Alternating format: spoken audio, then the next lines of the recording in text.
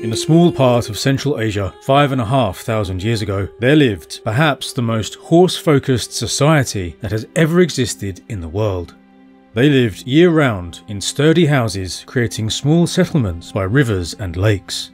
These people were not farmers, and as far as we know, they grew no crops, relied on few wild plants, and did little fishing. Instead, they were hunters, who specialised almost exclusively in the hunting of horses, chasing them across the plains and concentrating them into geographical features before slaughtering them and feasting on them. For centuries, generation after generation lived on almost nothing but horse meat, leaving behind the hundreds of thousands of horse bones unearthed by archaeologists in the late 20th century.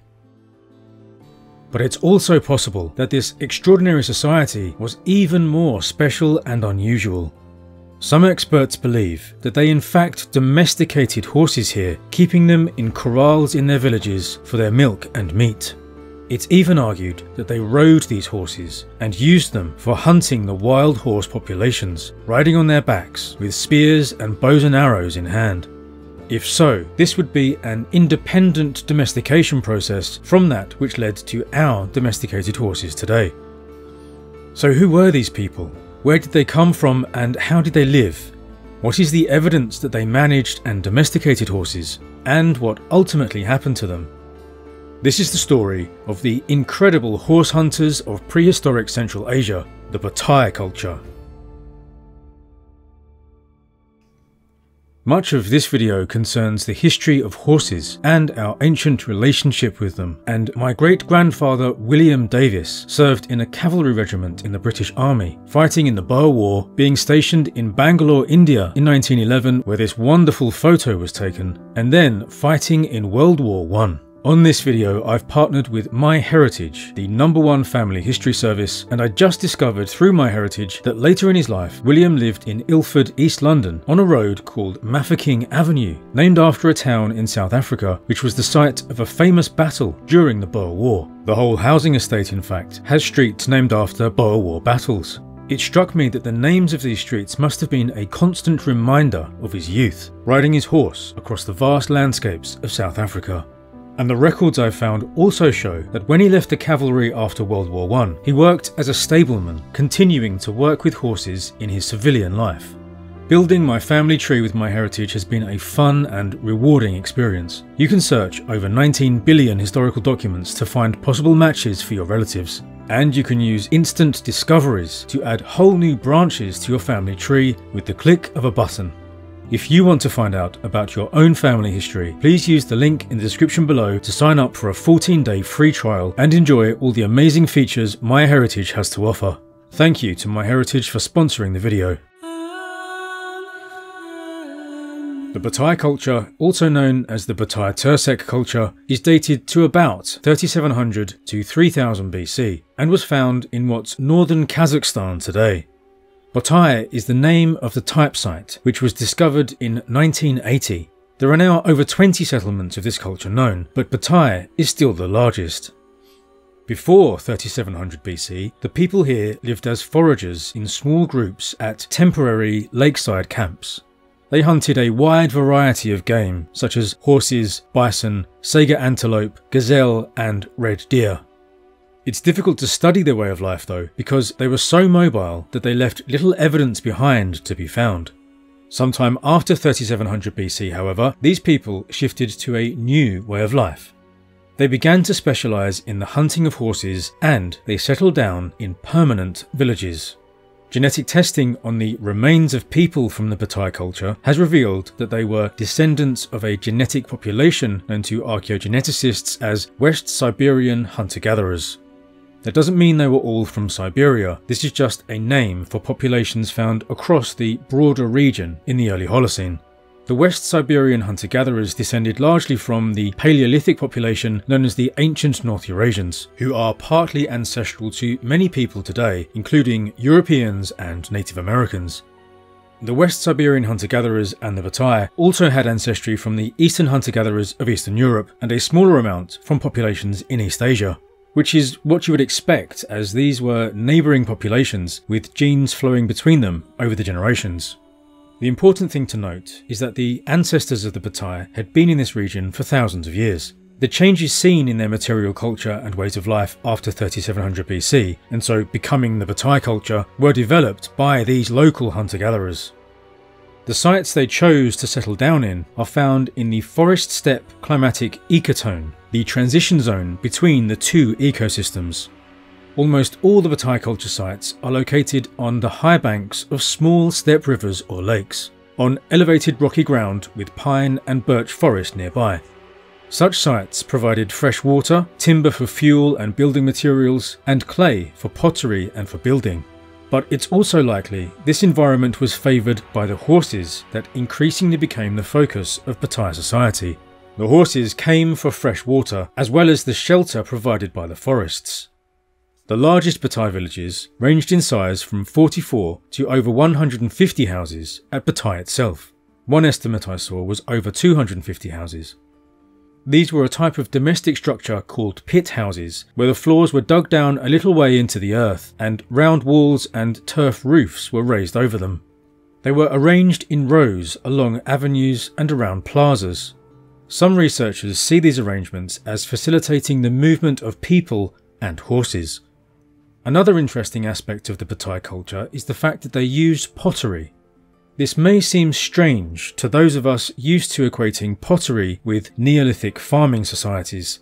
In the Fertile Crescent, people began farming before they started using pottery, and it's broadly true to say that widespread pottery use in the Old World did often spread along with farming from the Near East. However, ceramic technology was developed in other places by people living hunter-fisher-forager lifestyles. The earliest pottery in the world was developed by people in East Asia, and it's not totally clear to what extent ceramics spread from there or were developed independently by multiple societies.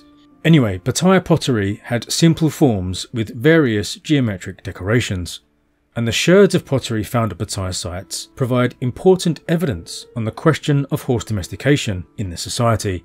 We'll come back to this later. During the 4th millennium BC, there were contemporary societies further west across the steppes that were using copper and bronze.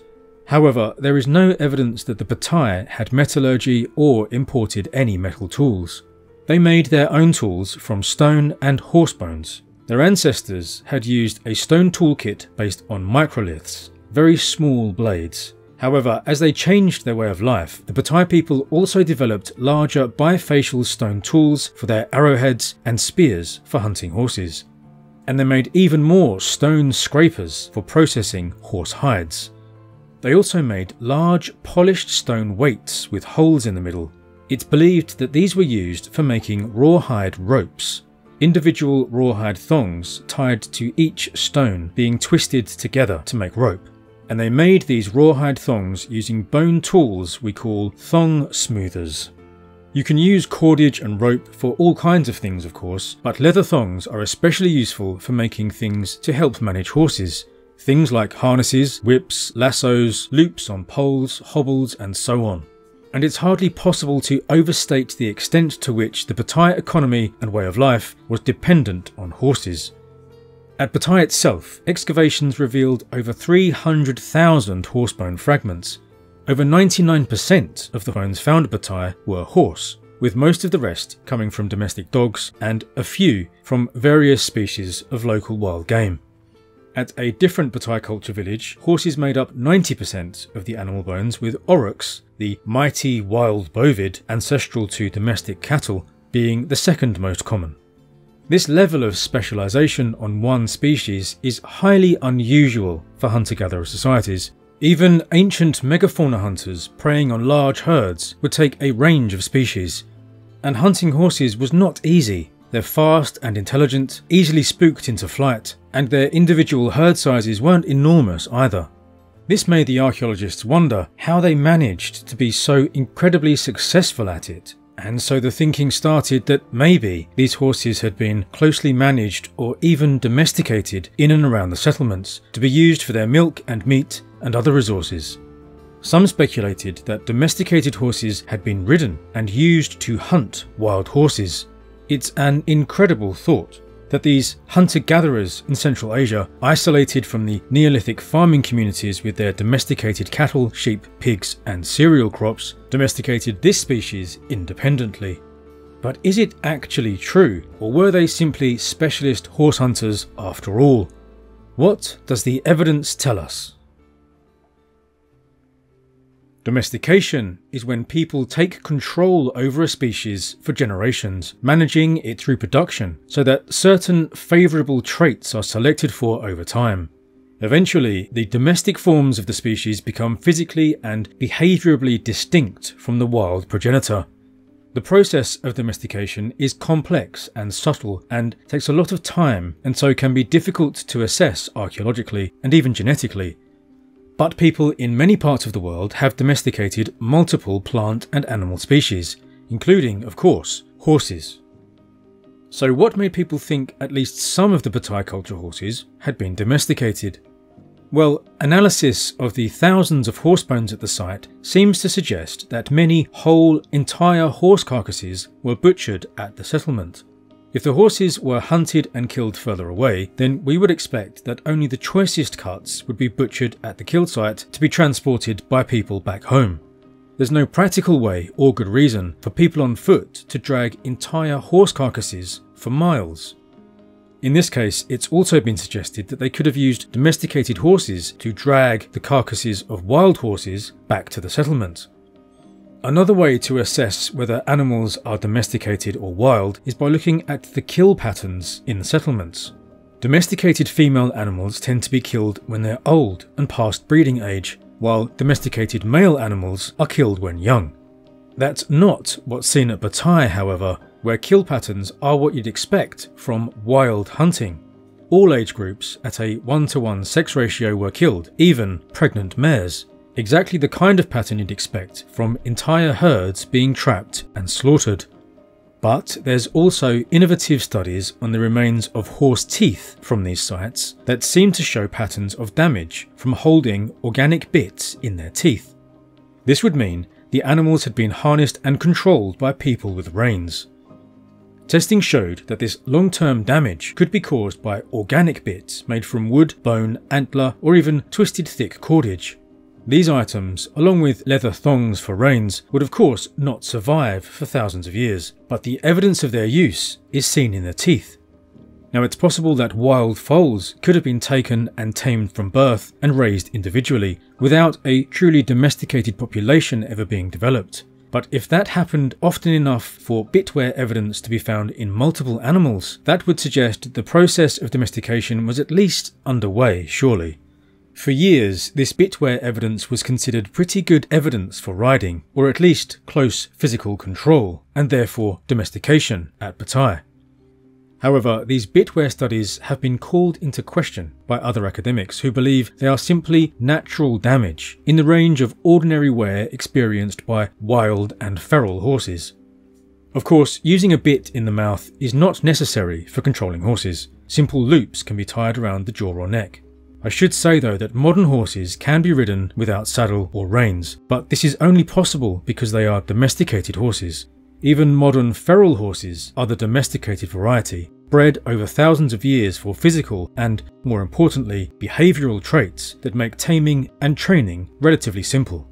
Before domestication, trying to control a wild horse, even a tamed one raised from birth, would have been far more difficult. Imagine the difference between sitting on the back of a nice friendly cow in your local field versus jumping on the back of a wild aurochs. Anyway, whether they were ridden bareback, ridden with harnesses, bitted, or not ridden at all is very difficult to say. Testing of sherds of Botai pottery has unsurprisingly shown that they once contained fats from horse meat or possibly horse milk. It's not easy to differentiate the chemical signals of the two, but it seems as though the residues tended to be deposited in the summer months. As this is the season for horse milk production, this was taken as evidence that the milking of horses was carried out. Assuming that wild horses were not being milked, which sounds like a difficult proposition, this would mean horses had been domesticated here. However, limited testing of human teeth from Botai has so far failed to find any chemical residues from prolonged horse milk consumption. Excavations from the settlement at Botai has suggested features related to horse management, such as decayed vegetable matter interpreted as piles of horse dung. And there are rows of post holes in settlements that have been interpreted as corrals, large pens for keeping horses.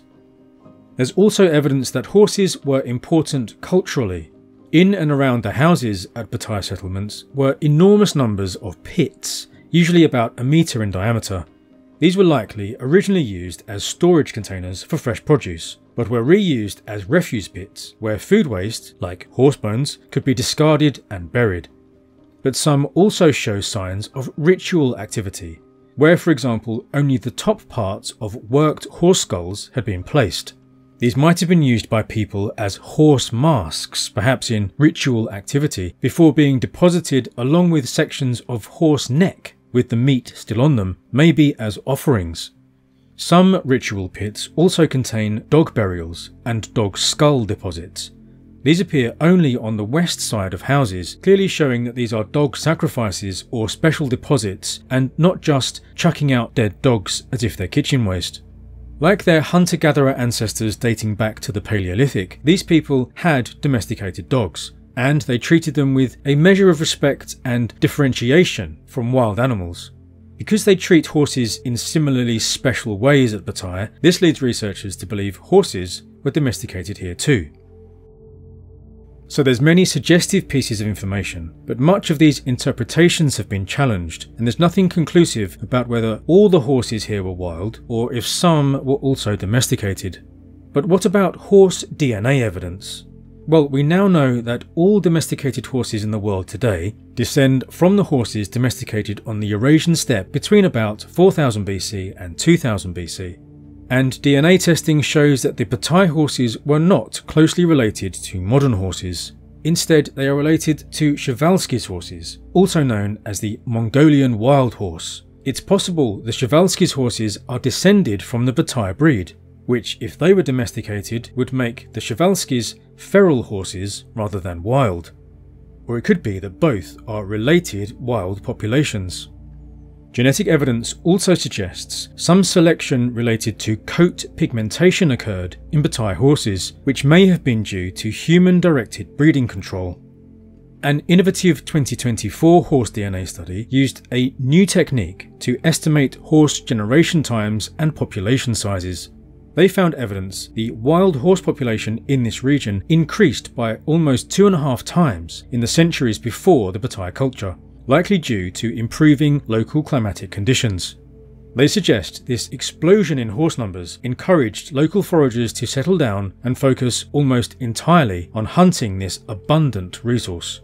However, genetic evidence also shows a decline in population levels during the centuries of the Botai culture, probably due to the pressures of hunting. And then they detect a shortening of horse generation times, interpreted as the Botai people somehow controlling breeding of managed horse populations. The narrative in this study seems rather convincing to me, considering all the evidence. They became specialist sedentary horse hunters, but by the time their hunting had made their prey scarce, their society had become dependent on them. So they began managing the herds more actively, perhaps capturing and controlling some, and encouraging breeding. Maybe some were harnessed and ridden, or maybe not. Whatever they tried, whether you could say their horses were fully domesticated or in the process of domestication, it was not successful long term. And that's the strange and rather sad thing about the Botai people and their horses. After 3100 BC, and certainly by 3000 BC, there is no more sign of them in the archaeological record. Their settlements are no longer occupied, and there's no evidence for what happened to them. There's no evidence that they moved elsewhere or mixed with neighbouring groups. Their way of life, the people and their horses, disappeared. Perhaps their experiments with horse management failed, and they had become too specialised, the knowledge of their ancestors lost to them, to succeed as generalised hunter-gatherers again. Or perhaps their relatively small populations were absorbed without evidence or wiped out by people from the western steppes. Because there was a population of steppe herders who undertook a vast folk migration from their homelands in Eastern Europe across the Central Asian steppe into southern Siberia around this time, creating an archaeological culture known as Afanasyevo. These people were actually distant cousins of the Botai, both largely descending from the ancient North Eurasians of the Paleolithic. The Afanasyevo brought cattle, sheep and goats, along with ox-drawn wagons, and they may have brought domesticated horses. There's no evidence of conflict or mixing yet, but the timing seems significant to me. But it doesn't matter what I think about this culture or the horse domestication questions. The work on Botai is often of a highly technical and scientific nature that I'm not able to properly assess.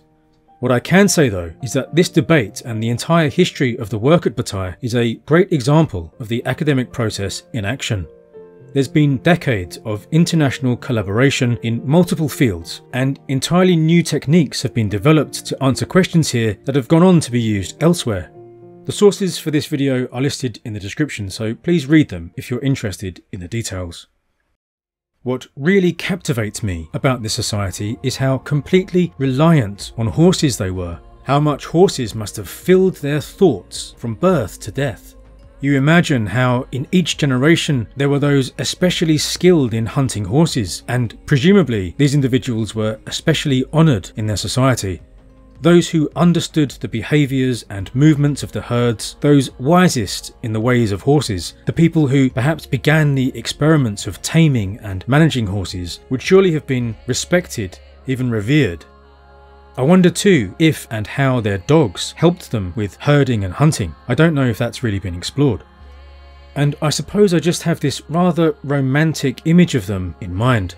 Of course, these settlements would have been the centre of the whole world for the people who lived in them, but they were rather isolated, or so it seems, from the revolutions in farming and metallurgy happening beyond their lands, and they were isolated from the international trade networks linking the broad span of the Bronze Age world, not just technologically but culturally. In Mesopotamia around this time, there are emerging cities, bureaucracies, the first proto-writing. In Egypt, the early dynastic era is about to begin, and the Minoan civilization is developing in Crete.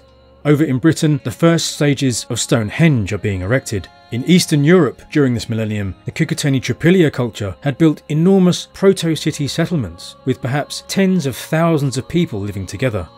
While in a small region in Central Asia, unknown to the rest of the world, there were perhaps hunter pastoralists, galloping on the backs of stocky horses with spears or lassos in hand, chasing down wild herds to kill and capture, maybe with well-trained dogs running beside them. Whatever the truth about domestication here, this is surely the most horse-obsessed society that the world has ever seen. Thank you very much indeed to my patrons and channel members for supporting the channel. Please remember to use the link below to sign up for a 14-day free trial with MyHeritage. I really do think it's a great service, and this is another way of supporting my work. Now, there's an estimated 2.7% of Botai horse DNA in modern domesticated horse populations, and all the horses in the world today are descended from the Sintashta culture horse breed. Presumably, a few wild or feral horses from this region were captured and introduced into the herds of the Sintashta horse breeders after about 2200 BC. To find out more about this incredible and influential society, please watch this video on the Sintashta culture. Thank you for watching.